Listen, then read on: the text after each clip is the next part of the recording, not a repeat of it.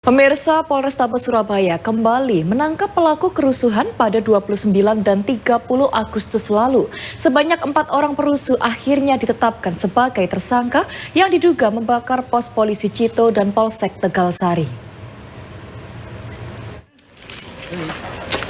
Satreskrim Polrestabes Surabaya kembali menangkap para perusuh dalam kerusuhan pada 29 dan 30 Agustus lalu di Surabaya. Setelah berhasil diidentifikasi, polisi akhirnya menangkap 4 perusuh yang merusak dan membakar gedung Gerahadi, Polsek Tegalsari dan puluhan pos polisi. 4 perusuh ini terdiri 2 orang dewasa dan 2 anak-anak, akhirnya ditetapkan sebagai tersangka. 2 tersangka anak akhirnya dikembalikan ke orang tua, namun proses hukum tetap berjalan. Kedua tersangka anak ini berstatus anak berhadapan dengan hukum atau ABH, sedang tersangka dewasa kini ditahan. Keempat tersangka ditangkap di kos-kosan dengan barang bukti bom Molotov yang disimpan di rumahnya. Mereka terlibat dalam pembakaran pos polisi di Cito dan Polsek Tegalsari.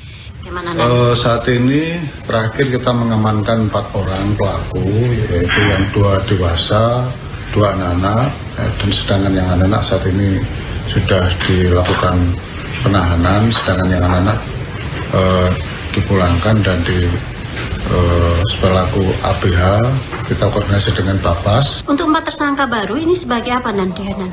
4 tersangka yang kita amankan itu yang bersangkutan sebagai pelaku pembakaran di pos Cito. Saat dilakukan penangkapan di rumahnya juga ditemukan bom Molotov yang sisa dari yang digunakan.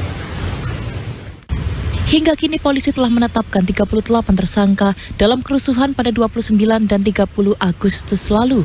Para tersangka merupakan pelaku perusakan, penjarahan, dan pembakaran gedung Gerahadi, Polsek Tegalsari, hingga puluhan pos polisi di jalan. 30 tersangka dewasa telah ditahan, dan 8 tersangka ABH dikembalikan ke orang tuanya.